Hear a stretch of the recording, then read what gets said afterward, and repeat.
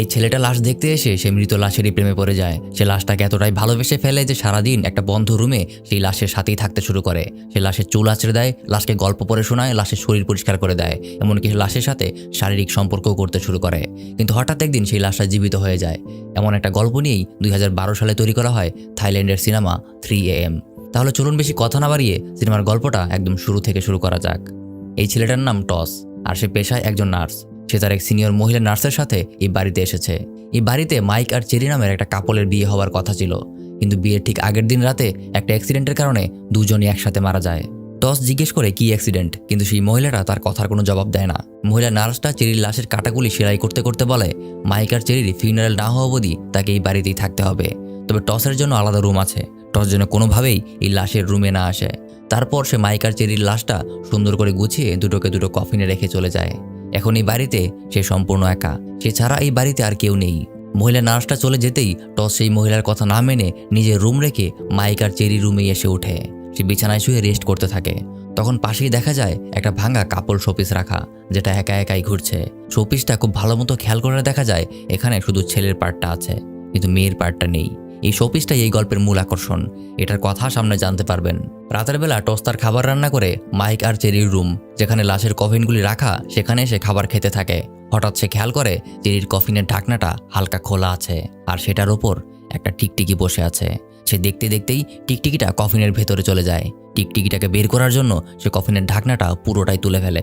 ঢাকনাটা তুলে চেরির এত সুন্দর চেহারা দেখে সে অবাক হয়ে যায়। এদিকে টিকটিকিটাও লাশের দু পায়ের মাঝে ঢুকে পড়ে। টস কোনো উপায় না দেখে লাশের প্রাইভেট পার্টে হাত দিয়ে টিকটিকিটাকে বের করতে চায়।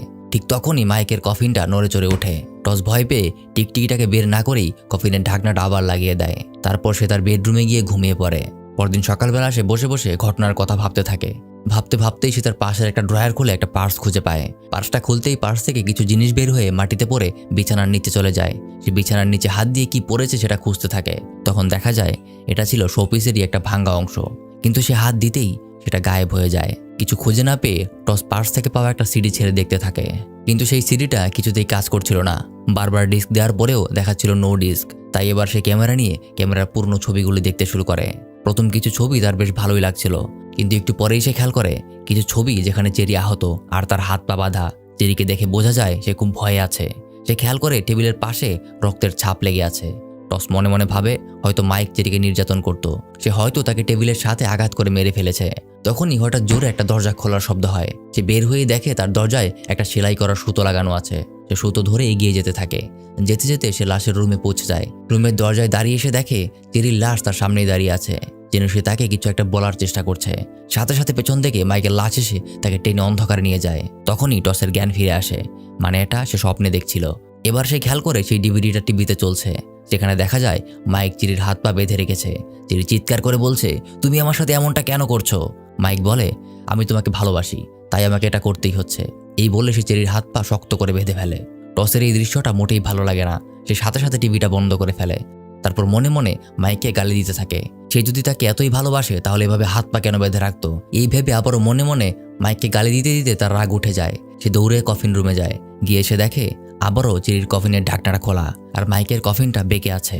সে খেয়াল করে চেরির চুলগুলি বেশ উস্কো খুস্কো, আর তার সেলাইয়ের সুতোগুলিও সম্পূর্ণ গায়েব হয়ে গেছে। এবার টসের রাগ আরও বেড়ে যায়। সে মাইকের কফিনের দিকে তাকিয়ে বলতে থাকে, মেয়েটাকে তুই জীবিত থাকতে অত্যাচার করেছিস, এখন মরে গিয়ে অত্যাচার করছিস। আমি থাকতে এটা কিছুতেই হতে দেব না। এই বলে সে মাইকের কফিনটাকে অন্য রুমে নিয়ে যায়। তারপর সম্পূর্ণ কফিনটাকে পবিত্র সুতো দিয়ে বেঁধে বুদ্ধের মূর্তির সামনে রেখে দেয়। তারপর আবার চেরির লাশের কাছে গিয়ে তার কাটা জায়গাগুলি সুতো দিয়ে সেলাই করতে শুরু করে। সেলাই করার সময় তার চেরির জামাটা খুলতে হয় এবং লাশের বিভিন্ন অংশ ধরতে হয়। এসব করতে করতেই তার চেরির প্রতি রোমান্টিক ফিলিং চলে আসে। সে চেরির লাশটাকেই নিজের প্রেমিকার মতো আদর করতে শুরু করে। তারপর থেকে শুরু হয় তার সব অস্বাভাবিক কাজ। সে লাশকে চেয়ারে বসিয়ে গান শোনায়, কখনো বারান্দায় নিয়ে গল্পের বই পড়ে শোনায়, আবার চেয়ারে বসিয়ে ঘন্টার পর ঘন্টা একাই তার সাথে গল্প করে। এমনকি রাতের বেলাও সে চেরির লাশকে সাথে নিয়েই ঘুমায়। এমন একদিন হঠাৎ সে চেরির লাশের সাথে শুয়ে থাকার সময় সে দরজা খোলার শব্দ শুনতে পায়। সে উঠে মাইকের কফিনের রুমে গিয়ে দেখে মাইকের কফিনটা খোলা, আর কফিনের ভেতরেও মাইকের লাশটা নেই। এটা দেখে টস অনেক ভয় পেয়ে যায়। সে আস্তে আস্তে তার নিজের রুমে ফিরে যেতে চায়। তখনই তার মনে হয় তার পেছন থেকে কেউ তার দিকে হাত বাড়াচ্ছে। টস ভয়ে চিৎকার করতে করতে দৌড়ে তার রুমে চলে আসে, কিন্তু সেখানে এসে সে আরও অবাক হয়ে যায়। বিছানার উপর চেরির লাশও নেই।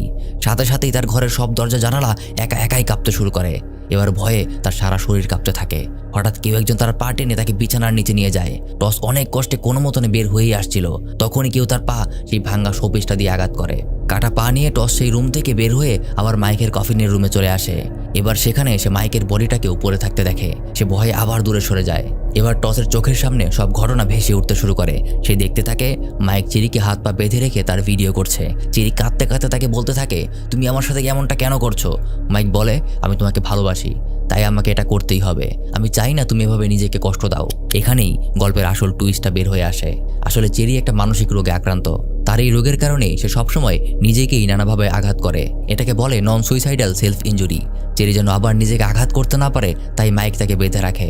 এর মাঝেই হঠাৎ চেরি অজ্ঞান হয়ে যাওয়ার ভান করে, তাই মাইক তার বাঁধনটা খুলে দিতেই সে সাথে সাথে উঠে পড়ে এবং উঠেই সেই শোপিসটা ভেঙে আবার নিজেকে আঘাত করতে যায়। মাইক দৌড়ে গিয়ে তাকে থামানোর চেষ্টা করলে অ্যাক্সিডেন্টালি চেরি মাইককে তার গলায় আঘাত করে বসে। মাইক সেখানেই মারা যায়। তারপর চেরি নিজেও নিজের গলায় আঘাত করে আর সে সেখানেই মারা যায়। এসব দেখে টস আকাশ থেকে পড়ে। সে দৌড়ে রুম থেকে বের হয়ে যেতে চায়, আর তখনই চেরি লাশটা এসে তার গলা চেপে ধরে আর জোর করে তাকে চুমু দিতে থাকে। আর তখনই টসের জ্ঞান হারিয়ে যায়। রাত ৩টার সময় টসের জ্ঞান ফিরে আসে আর সে দেখে সে চেরির কফিনের ভিতর বন্দী হয়ে আছে। সে অনেক জোরে চিৎকার করতে থাকে, কিন্তু কিছুতেই কিছু হয় না। আর চেরিকে দেখা যায় সেই টসের কফিনের উপর বসে আছে।